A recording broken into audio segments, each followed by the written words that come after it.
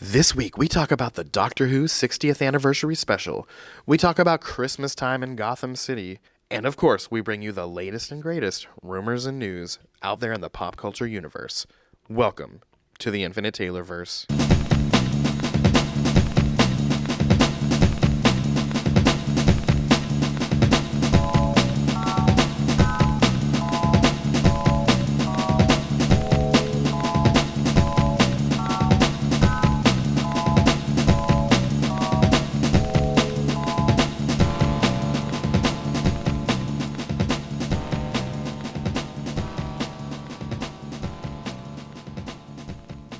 Warning. Red alert. Ay, ay, ay, ay, ay! Danger, Will Robinson.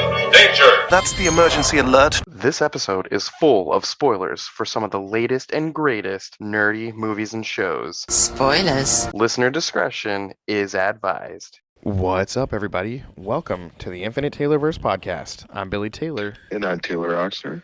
And this week, we are coming back from our fun time over at KC Retro, and we're coming at you guys with some rumors and news of the things going on out there. But before we jump into all that, Taylor, what have you been nerding out about this week, man?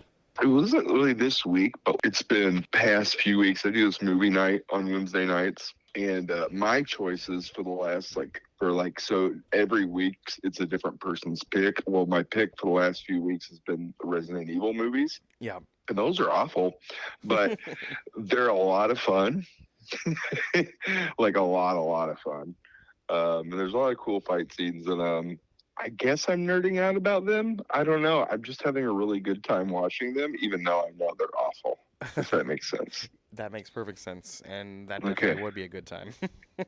Yeah, we're on the fourth one now. We just finished the third one, and it was just so crazy. By the end of it, we're just like, I can't believe this is a movie. So, yeah, it's bad in the best ways. The best part of some movies is two things. One is how bad it is, and two is experiencing that with friends. Yeah, exactly. Like this movie by myself, I would have gotten a chuckle here and there, but not as much as it with friends where we're all like, what the heck? Right? But yeah, if you have an opportunity, get with some friends, watch those things. They're pretty bad, like I said, but they're a lot of fun. Absolutely. Well, my nerding out, I'm kind of stealing it out of the news, but it's true. It's what I've nerded out about the past few days. So every year, obviously, it's December. It's the Christmas season. My family loves movies. We love Christmas movies.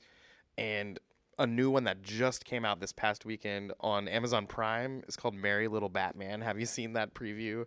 I haven't seen the preview for it. I saw the the header or whatever it's called, the advertisement, like when you're on your main page. Yeah. And I haven't gotten a chance to look at it, but the little picture with the little Batman, is that Batmite?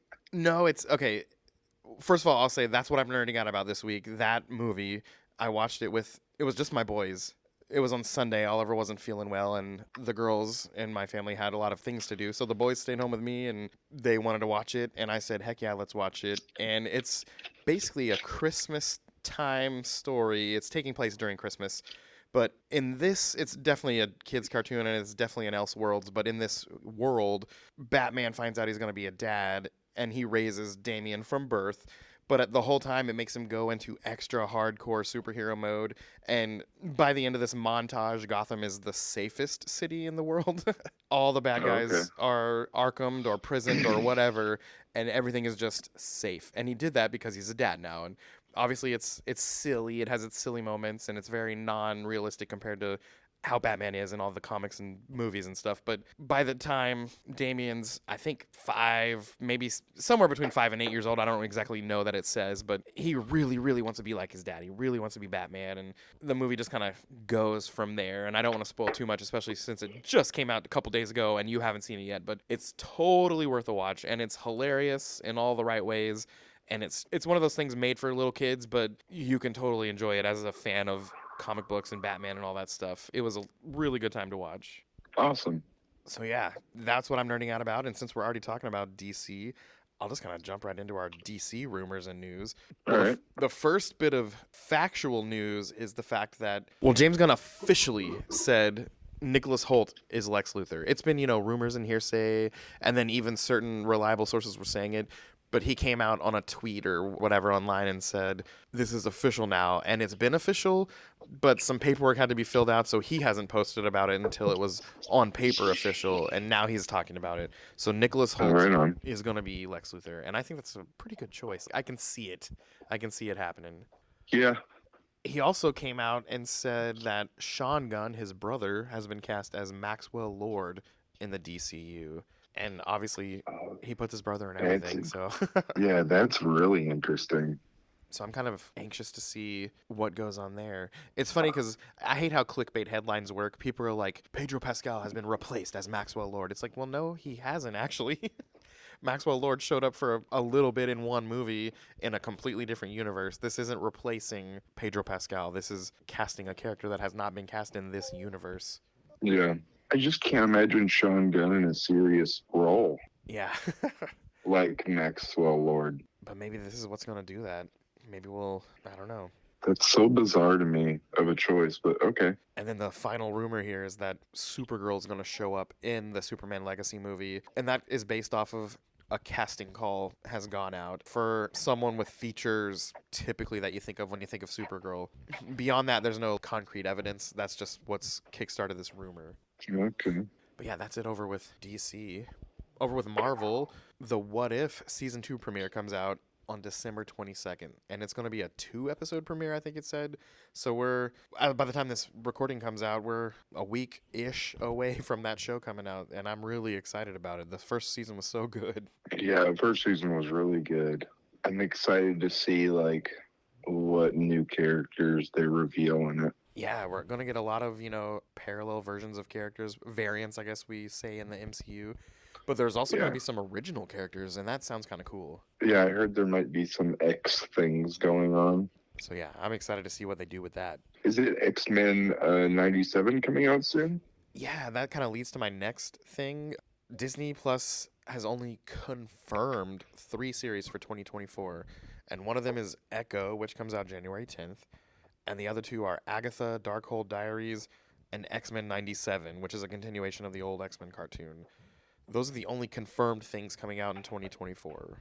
Do you think that the versions of the X-Men that we're going to get are the same versions from the cartoons? I don't know. I hadn't really thought about it, but how cool would that be?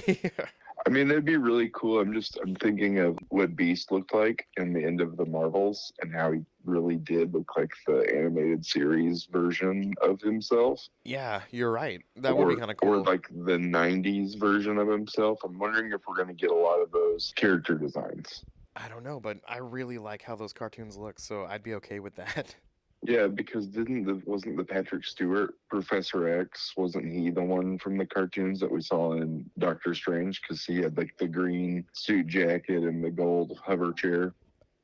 I don't know that anyone outright came out and said that was definitely from the cartoon universe, but they did outright come out and say that it was definitely modeled on the cartoon universe. So I guess he couldn't have been that particular version because he's dead now, and that would suck. Yeah.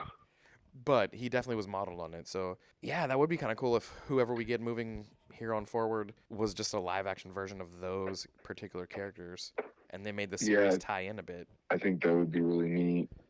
Yeah. Another thing going on out there in the MCU. So they've talked about, Pedro Pascal being Reed Richards, but apparently that's been confirmed, and he's the only one that's been confirmed, and that's kind of crazy to me. That he's going to be Reed Richards? Yeah. I'm not mad at it. I'm also not mad at it because I love him as an actor. I'm trying to just picture it, though, Yeah. Somebody drew up a mock-up of it online. Yeah. That made it look pretty good. And I was like, oh, okay. That does look pretty nice. Okay. So it's going to be interesting to see him. I'm wondering if he's going to go with like the bearded version of Reed Richards or if he's going to go with the clean shaven or, Yeah. I feel like we say this all the time, but I'm just becoming so impatient about it. I want to see it so bad. Yeah, I want to see a lot of the Marvel stuff that we haven't seen like really, really badly. And I feel like it needs to come out like really, really badly. Yeah. And I want to see how they introduce these guys that have apparently been around forever. We just haven't seen them. That's the part I want to see super bad. Yeah, to see what all these people were doing or whatever. Yep. Yeah. Iman Vellani, who plays Kamala Khan, Miss Marvel, came out recently saying that the Disney Plus series Marvel Zombies, which is still coming down the pipe, she's already recorded all of her lines in it, and that the Miss Marvel character is one of the leads, if not the lead. And she feels like that character is kind of a Frodo-esque character in that show. So that was kind of cool to read, and I kind of honestly forgot about that thing coming down the road, and now I really want to see it again. I thought for some reason I thought it was just gonna be like an episode or two. Yeah, I think But because last season they now- did an episode of it, right? Yeah. I think it's going to be a spin-off series from all that. Well, hey, all right.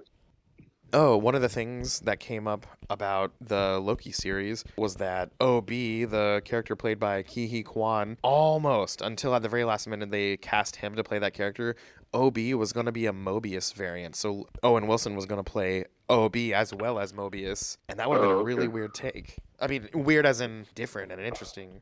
Yeah, that would have been. I can totally see that having been the case and worked out, but I'm really glad they went with what they did because I really like Ki-hee Kwan.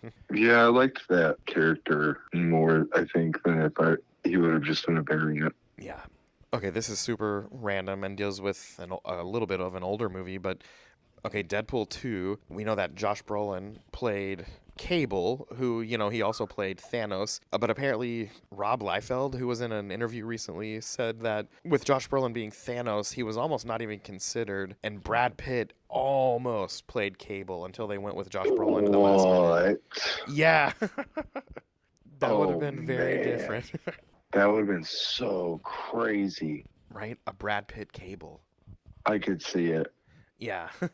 Especially now. Man, that would have been cool. Yep. And, we already got a really cool Josh Brolin role as Thanos. I know, that's what I'm saying. But yeah, that would have been pretty cool. But he still showed up. Wasn't Brad Pitt the invisible character? I can't think of his name right now. I believe so. And he was only in it for a split second. But when the moment you do see his likeness, it's definitely Brad Pitt's face. Yep. But yeah, that's all the stuff going on with Marvel that we found this week. Over with Star Wars, there's not much, but it sounds like season 4 of The Mandalorian is not necessarily going to be a series. It's going to be in a movie format. So season 4 might be a theatrical release in the form of a movie. And that's in addition to the cumulative, culminating story of all these Mandoverse era movies. That's still happening, but it sounds like the 4th season of Mandalorian is going to be put together as a theatrically released movie. And that's kind of crazy. They're going to release it in theaters, or is it going to be like a 2-part special like the original It? You know what I mean? What I read has not been very detailed other than it's sounding like this is going to be a movie. And that's all it said was a movie. So I don't know. We might get some, 2 or 3 hour movie instead of a 8-episode season. And I don't know. I really like it being on a TV, and I really like getting to enjoy it for 8 weeks. Yeah, I do too. But also, if it's like an ending, I think that's cool. That is true. I didn't even think about that. Instead of it like being stretched out like some final seasons are, where you're just like, dude, this episode has nothing to do with the rest of the show. You know what's funny? Like, I enjoy that show so much. The fact that it might end didn't even cross my mind. But you're right. Yeah. As an ending, I could if they've already got the ending in mind and it's not that long, I guess that totally makes sense. And you're right. So I'll take it back. If it's the end, I can see that working, and I don't hate it. But if it's not, and they're just doing it, and then there's going to be even more like next year, like, oh, come on. Well, it could just be a short season because of the writer's strike and everything. That's definitely true. And this also could just be hearsay, and we might get it how we always get it. Yeah. We are definitely getting a movie, though, with all the other shows and that one combined. Yep. So, and it sounds like they're going to loosely base it on the Heir to the Empire novels, which is amazing. Can't wait for that to happen. Do they even have all those characters, available? I mean, they've got the heavy hitters. They've got Thrawn, and obviously things will be a little bit different than the original book extended universe, but they have Thrawn, and if they choose to make the protagonists be all these people we've been seeing in the Mandoverse, they can make it work, and I'm super excited about it. Yeah. Ahsoka was still never want a Shadows of the Empire thing. Oh yeah, that'd be so cool. Ahsoka was never a big part of any of those things because she didn't exist until the Clone Wars cartoon came out. So it'll be cool to see her take part in those really iconic stories. And yeah, I am just so pumped about it. And we get to see Grogu and what he can do. I guarantee that'll be a big scene. Oh yeah, they're definitely saving that for theaters, I'm sure. Whether it's this Mando thing or that Thrawn movie, whatever it winds up being, I really want to see what he can do, and I want to hear his first words too. Hmm. Elsewhere out there in the pop culture universe, so this past several weeks, we've gotten 3 parts of the Doctor Who 60th anniversary special, and holy freaking crap was that thing amazing, especially the 3rd part. And I'm going to get a little spoilery here. It made Doctor Who history. So David Tennant came back, obviously, as who we consider the 14th Doctor, which, if you're counting, is technically the 15th, because the War Doctor from the 50th anniversary special, everyone kind of calls him 8.5, but you can't really be 0.5 of a person. So, so even though we're counting him as 14, he's really the 15th one. Well, when it was his time to regenerate at the end of the special, a first happened. He did not straight up just regenerate. He did what he called bigenerate, and he split into 2. The David Tennant version of himself fully healed, and the new 15th Doctor, Ncuti Gatwa, came to be. So the David Tennant version, number 14, he chose to kind of retire and just live his life with Donna Noble and her family, who was, his best friend. And after he's billions of years old at this point, and he just decided, this is it, I'm going to live life. What's the point of all these fights and battles I've done all these billions of years for no reward? And that was freaking crazy, because that means out here on Earth, the David Tennant version of the Doctor still exists and is still hanging out, and who knows how they'll pull that into play.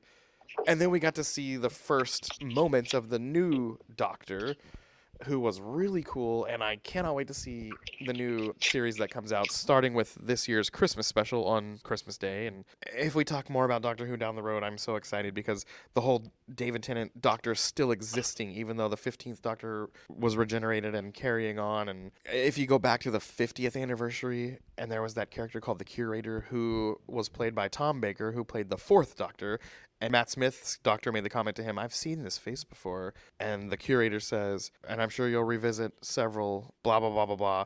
But it's like, does David Tennant become that old man? There's so many freaking time travel-y possibilities, and I can't wait to see what they do with it. But all that long-winded storytelling there to say is, it was freaking good, and I can't wait to see what's coming. That sounds awesome. Some other random stuff over with The Boys. It sounds like, and don't get me wrong, every season I feel like a showrunner is going to say something like this, but with The Boys I feel like it's definitely true.